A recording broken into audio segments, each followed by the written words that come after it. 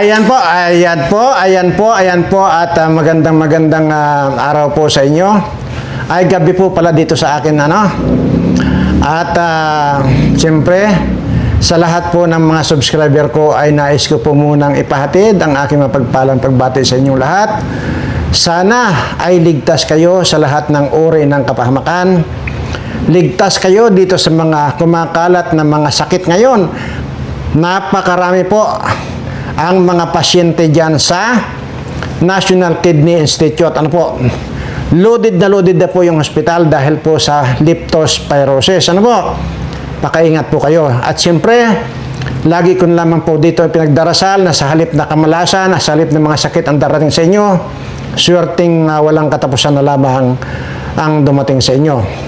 Ayan po, speaking po doon sa sinabi ko, kung hindi rin po kailangan na tumungtong kayo sa baha, huwag na po. At napakadelikado po ngayon talaga. Meron nga pang naputulan pa ng paa kasi kung hindi raw puputulin yung paa, mamamatay siya. Napakarami po sa National Kidney Institute Hospital na nasa po o hindi na po ma-accommodate sa dami po ng pasyente ngayon. Ano? So, ingat po kayo. Ingat. Kaya po wala akong sawa sa pagpapaalala sa inyo dahil alam nyo naman yon na lagi ko sinasabi rito na lahat kayong mga subscriber ko ay mahal na mahal ko. Ayan. At siyempre bago tayo pupunta sa ating topic ngayon, napaka-exciting yung topic natin, ay ito muna.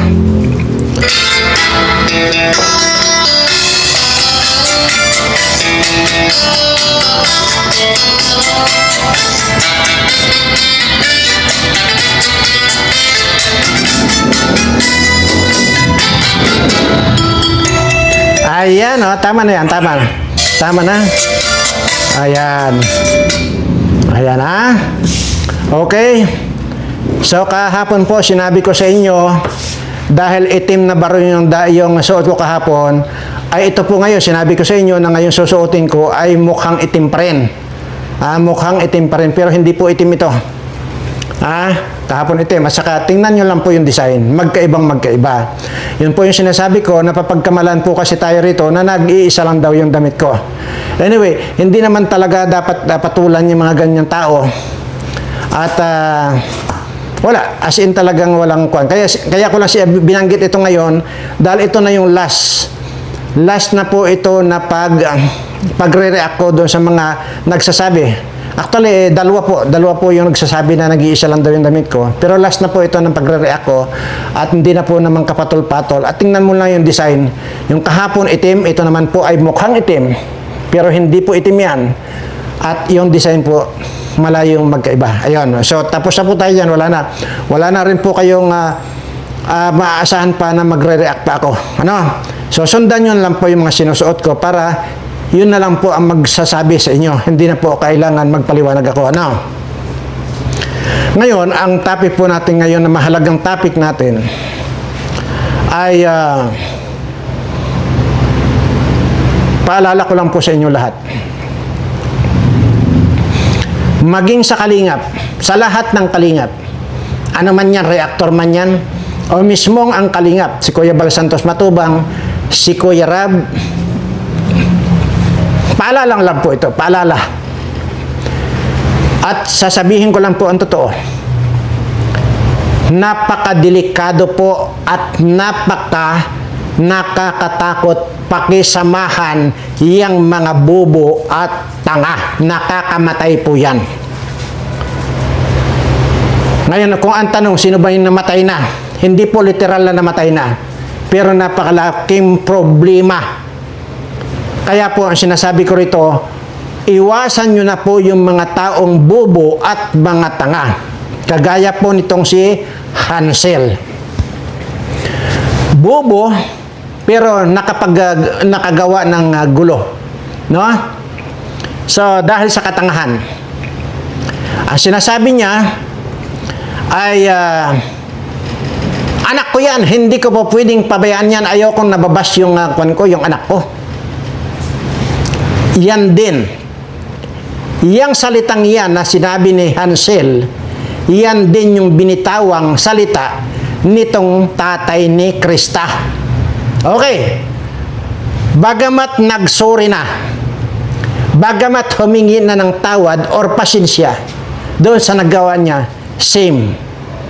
Ang sinasabi ko, pinaalalahanan ko kayo, nakamamatay or nakakatakot makisama or pakisamahan niya mga taong bobo. Bakit ko sinabing bobo? Kahit ito ay nagsorry na. At tingnan mo naman ang kabubuhan. Kitang-kita mo na ang kabubuhan. Birada ng birada na gago. Ay hindi mo na niya inaalam yung mga totoong nangyayari. At sasabihin niya na wala siyang alam i-vlog. At ayaw naman daw niya na mabas yung anak niya. Ay anak daw niya yan. Uy, putang ina ka. Bubo ka. Sabi ko, kahit na nagsorry ka ng gonggong ka, gusto kong ipamukha sa iyo na animal ka. Ha? Ngayon ka malasakitan sa kan mo, sa anak mo? Ngayon pa? Sana hindi mo pinapasok yan sa social media noon pa. Kung ganyan lang pala ang stand mo. Hindi ba't hinayaan mo nga yan? Para maintindihan mong gonggong ka, ikaw, di ba? Kung gumawa ka na rin ng channel mong gonggong kang, tarantado kang tanga ka, di alam mo, na kapag ka nasa social media ka, nandoon yung posibilidad na mababas ka. Kagaya nitong anak mo, pumasok dyan sa Kalingap, pumasok sa social media, natural may basing yan. Kahit ano pa ang kaganda ang ginagawa mo, may basing at may basing yan. May baser dyan na tanga, bobo. Yung mga nagbabas nga, mga bobo yan. Sa totoo lang, tingnan mo, ano bang ginagawa ng Kalingap? Kitang-kita na kung ano yung paglingap, totoong paglingap nitong Kalingap sa pangunguna at founder nga dito itong si Kuya Bal. Ganon din ito si Kuya Rab. Kitang-kita nyo na yan. Pero mayroon pa rin bashers na tanga. Mayroon pa rin mga basing, binabas pa rin. Kahit napakaganda na yung mga ginagawa nitong mag-amang Kalingap na ito. Ngayon, nagko-concern-concernan ka sa anak mo na ayaw mong mabas yung anak mo na tanga ka, bubo ka, buisit ka. Ha? Kung ako nga, ano bang ginagawa ko rito? Oh, ganito. Tingnan nyo, wala naman akong ginagawa rito, kundi murahin ko lang ang mga bobo at mga tanga nito, binabas pa rin ako. Sa anong pamamaraan yung pangbabas nila sa akin? Kagaya nitong tatlong matatandang mga damatan na ito na may mga garapatan na ang tinggil, si Hayat, si Selfie at saka itong si Lulaglo. Tingnan o, binabas pa rin ako sa isyo na sobra ko raw gwapo. See? Kita nyo?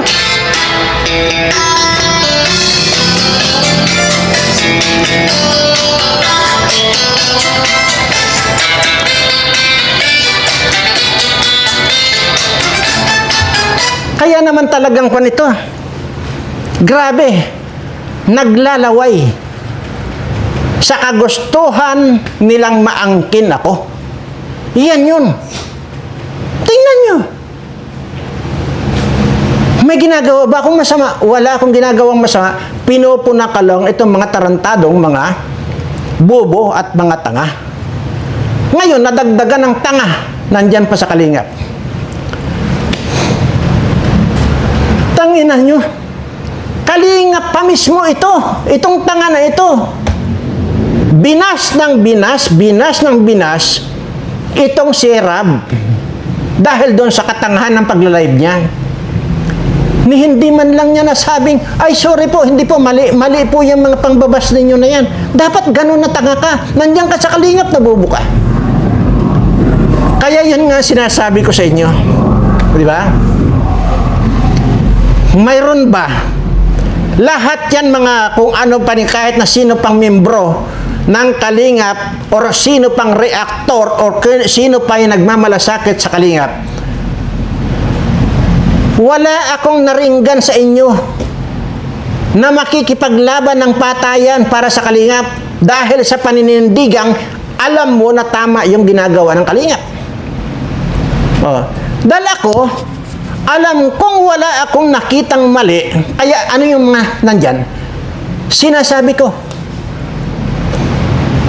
huwag na huwag kayong magkakamali, ako ang makakalaban ninyo. Naghahamon pa nga ako rito ng patayan para lang dito sa Kalingap. Kaano-ano ko ba ang Kalingap? Wala. Kilala ko ba ang si Kuya Bal? Kilala ko ba si Rab? No way. Maging sa anino yan. Hindi ko kilala yung mga yan. Ngayon, kung sasabihin nyo sa akin na sumausaw ako sa Kalingap dahil gusto ko lang lumago ang channel ko at umasenso ang channel ko, for your information, sobra-sobra, bago ako sumausaw sa Kalingap doon sa pagpapatulpo lang nitong bobo na Hansel na ito. Bago ako sumausaw, yan o nasa likod, yung diamond buto na yan, nandyan na sa channel ko, sobra-sobra. Ibig sabihin, mayroon na akong channel, mayroon na akong subscribers. So, sasabihin nyo ngayon na makikisaw-saw ako dahil gusto ko lang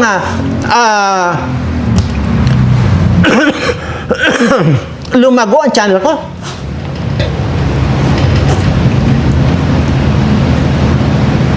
Nagbase ako doon sa pagpapatulpo nitong mga bobo at mga anghit na pamilyang ito. Yun lang yun. Diyan sa mga reactor na yun, may nakita ako na lumalaban ng patayan para doon sa Kalingap. Which is, kung totoo talaga lahat kayong mga anti-Kalingap, hindi ba't yan wak-wak na yan? Kinasahan ko yan at saka itong kanyang sponsor na yung na yan. Sino yung putang inang yung anino na yan, multo na yan, parang wala naman? Bullshit kayo. Yun ang nakakabullshit. Dito na naman umiinit ang ulo ko. Nandyan sa Kalingap itong tarantadong Junel na ito. Sabi ko sa iyo, kahit na nagsorry ka ng gago ka, mumurahin pa rin kita. Dahil sa katangahan mo, bobo ka. Bobo ka. Nasa Kalingap ka. Inangat yung kayo ng pamilya, kayong magpamilya, inangat ng Kalingap. Ganyan ang gagawin mong tarantado ka. Kahit pa sasabihin mo nagsorry ka. Katangahan yan. Unang-una, yung katwiran na baka hindi sinabi ng asawa mo dahil baka mamaya babanggit mo sa live mo. Ay, kagago, hindi katanggap-tanggap na katwiran yan. Habang nagla-live kasi sabi, natatakot daw sabihin, baka mabanggit daw, hoy, mayroon tayong chat. Habang nagla-live ka, pwedeng i-chat yan na, hindi, alam ko yan. Iba-vlog ni Kalingap Rab itong si, ano to? Sino tong anak nitong burikat ito? Dalimutan ko, Krista. Na magbababoy. Huwag kang maingay. Huwag mo sabihin dyan sa live mo na iba-vlog ni Kalingap Rab. Dapat ganun. Siyempre, hindi ka mapababayaan yan. Anak ko yan. Ayaw kong mabas yan. Tanga! Gonggong! Gago! Ayaw mo pala Tapos ano pa yung sinasabi? Gusto raw niyang liwanagin na hindi raw siya kahit kailan hindi raw niya pagpalit ang Kalingap sa kahit na sino. At hindi raw siya magpapawakwak. Hindi ba't ganyan-ganyan din yung linyahan ni Hansel? May paiyak-iyak pa. Ayaw ko nang i-play. Ilang bis ko ng play nito. Di ba ganyan din? Ang linyahan nitong si Hansel, dahil ang laki ng utang na loob namin dyan sa Kalingap. Sabi ni Hansel na tanga, na bobo, gago pa. Ha? Ngayon, ito rin ang linyahan mo, Junel. Ano, ikaw ba yung... ito rin ang linyahan mo. Tarantado ka. Dahil nandiyan ang utang na loob namin kay Kuya Bal, siya sabihin mo ganyan. Ganyan din ang linya ni Kwan itong butanding na itong anghit na Kwan ito. Hansel na ito. So, ngayon, for your information, kahit pa magpawakwak ka, magpawakwak ka na ngayon na, ulol ka, ngayon na, lumayas ka din sa Kalingap. Ako na nagsasabi, lumayas ka na dyan sa Kalingap. Dahil alam mo, yung ginawa mo na yan, para ka ng tae ngayon. Wala ka nang, hindi mo re-recover yan. Lumayas ka na sa Kalingap, pas maganda pa. Gago? Ano yan? Hindi mo agad na pag-isip-isipan na. Uy, yung binanggit ko na, hindi ko alam. Si Kalingap Rab ang binabas dito. Dapat, wala ka, yun nung may mabasa ka na, dapat na gano'n ng mga reaction or comment ng mga tao, kinuan mo na yun, sinangga mo na, yung pambabas na yun. Palibasa nga kasi bubo ka. Yun ang sinasabi ko, nakakatakot mag-isama sa mga bubo, kagaya mo at dito kay Hansel. Kayong dalawa ni Hansel ang nuknukan ng kabubuhan at katangahan. Ngayon, mapatawad ka man, tatanggapin yung reason out mo ng Kalingap. Sa tingin mo, kahit ikaw mismo, sarili mo, kaya mo pa bang mag-vlog-vlog na sasabihin mo na ipagtatanggol mo ngayon si Kalingap Rab o ang Kalingap? I don't think na oobra. Iba ang nasa tok-tok ng mga viewers. Maniwala ka sa akin. Kung ako, lumayas ka na dyan. At huwag mong babanggit-banggitin yung mga nagko-comment na baka magpapawakwak ka. Anong pakialam namin? Lalo na ako. Anong pakialam ko kung lumayas ka? Magpawakwak ka? Kanino? Kay Salcido? Kay Leo de? Na hinahamon ko ngayon, ilatag niya yung kayamanan niya at dudoblihin ko. Kuwan ba? Kinagat ba yung hamon ko? Yan yung mga mayayabang na yan. But anyway, nandyan na. Lumabas na, bahala kayo mag-search, mayroong ding Kalingap din na nag-vlog. Ang sinasabi ko doon na mayroong nagpa-abort, nagpalaglag. Ngayon, buntis na naman pala. Ngayon, hindi na ako yun. Hindi na ako may kanyan. Nandyan yan, Kalingap din ang nag-vlog.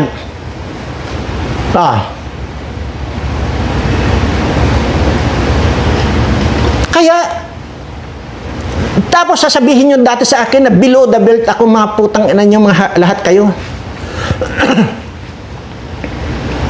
Gagawa ba ako ng istorya dito na wala akong kinuhang impormasyon na nagbigay sa akin ng impormasyon? Hindi ako ganun. Pag ibinalita ko rito, ibig sabihin mayroon akong pinagkunan ng information. Tapos bibirahin nyo ako na ano yun? Tandang-tandaan ninyo yan. Yan ang sinasabi nyo na below the belt ako. Anong sabi ko? Anong pakalam ko sa inyo? Yun ang alam ko. O ngayon, mayroon na. Lumarga na, lumabas na. Yung tunay na binuriki na yung putang inang pinagtatanggol ninyo. Binuriki! Binuriki!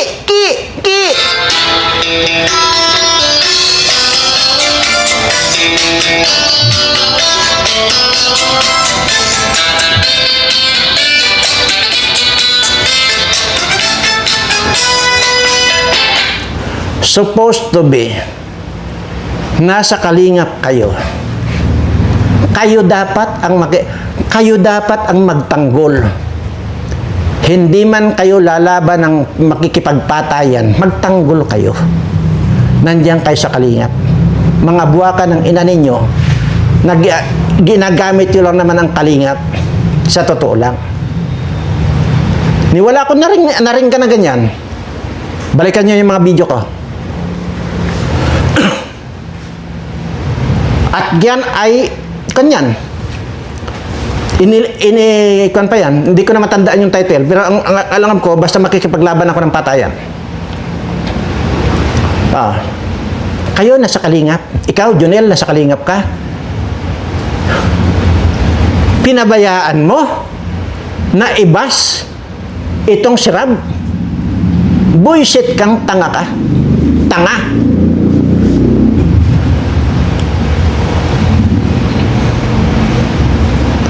Uulitin ko lang. Mayroon pa ako na kwan dyan, na kwan pa. Mayroon pa ako na pakinggan dyan, na disinte magsalita na gago. Kwan naman wala, hindi pa kabas-bas ito, hindi pa dapat murahin to, pero malapit ko na murahin to. May sinasabi, may katotohanan, pero hindi applicable sa akin. Kasi ang pinag-uusapan ay ako. Doon sa mga ibinulgar ko dyan nung nakaraan. Pero, ang sinasabi nyo, hindi man ako applicable doon, pero malapit sa katotohanan ako sinasabihan na kaya raw, ganun ang style ko, hindi naman niya tinumbok. Kaya sinasabi ko, malapit ko na murahin to. Na, gusto ko lang daw na mapalapit sa kalingap. At gusto ko lang daw na marami maging subscriber ko. Ikaw na bullshit ka kasi palibhasa ang subscriber mo kakaunti. Huwag mong i-apply sa akin. Ayan na ang katibayan ko, yang nandyan sa likod ko. Yan? Silver button ng YouTube yan. Okay? Ikaw, malayo pa sa katotohanan, nagdidisidisintihan kang bullshit ka. Wala ka, hindi ka asinso, yung ganyang style mo na disidisintihan kang yawa ka. Pero manyak ka rin pala, putang ina ka. Hayop ka. Bullshit ka. Noong una pa lang, sinabi ko na,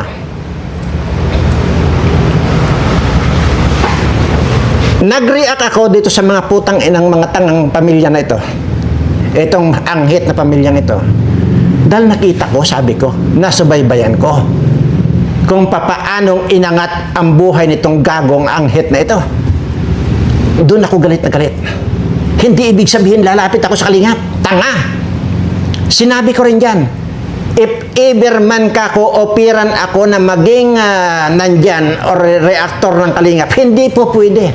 Hindi ko tatanggapin at talagang hindi po pwede. Bakit hindi po pwede? Hindi ko pwedeng pigilan yung bunganga ko na hindi ko kayo murahin ng mga buwaka ng ina nyo. Yun ang hindi pwede. Kaya sinabi ko, hindi pwede.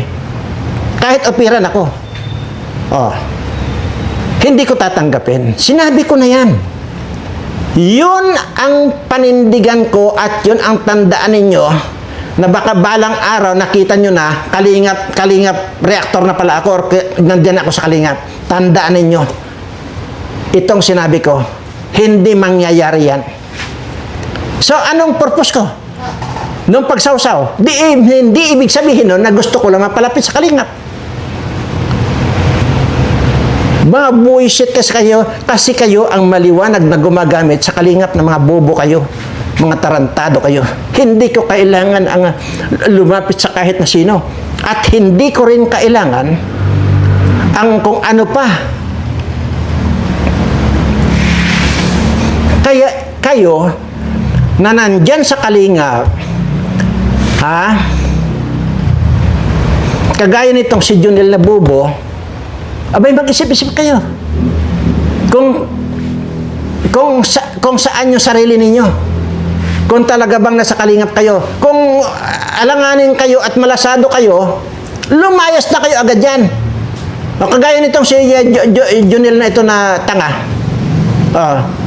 Mabuti na lang at nagsipaglayasan na ito, gumawa ng alingas-ngas itong mga putang inang mga wakwak na ito saka yung red sin na mamamatay na.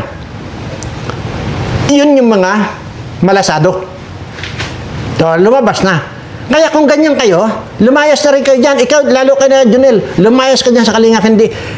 Kung hindi ka man palayasin ni Rab, ako na nagsasabi, para sa ikagaganda ng buhay mo, lumayas ka na dyan. At saka, kahit kailan, huwag mo nang ipablog yung krista-krista mo na yan, na ayaw mo rin lang palang mabas na gago ka, tanga, bobo. Uulitin ko sa iyo, nasa social media ka, anumang oras, may gagawin kang masama at mabuti, mababas ka pa rin. Yan yun. Kaya buisit ka. Ayaw mo mabas. Ganyan-ganyan yung linyadahan ni Kun, itong butanding na may anghit na gago, na gaga na yan eh. Tarantada. Ay, mga 3 beses kami kumakain sa isang araw. Yung anak ko, nag-aaral lahat yan. May mga service yung mga anak ko. Mga Cadillac. Ang service ng mga anak ko. Yung pala putang ina, Cadillacad, kaya yung kalyo ng anghit na yan, putang ina. Ngayon na lang nagnipis yan. Ayan, buntis na naman ang putang ina. Kaya itong asawa yung parautog, magago. Kalingap din to. Pero bahala kayo kung sino yung kalingap na tinutukoy ko. Panoorin nyo. Kalingap din po yan. Baybayin ninyo. Kung sino ngayon yung tinira-tira ng sponsor. Kaya doon sa sinasabi ko, balikan niyo, may mali ako? May naging below the belt ako? Mga buwak ka ng ina nyo. Bullshit kayong lahat. Hindi rin nyo lang pala kayang ipagtanggol ang kalingap. Buwak ka ng ina, lumayas na kayo dyan. Ikaw na lalo na, Junel, na tanga. Bobo. Hayop ka. Kaya ang gumagawa ng ang gumagawa ng kabutihan, yun ay babas nyo. Kagaya itong mga bullshit na itong hindi naliligo, yung kayo-kayo na yan.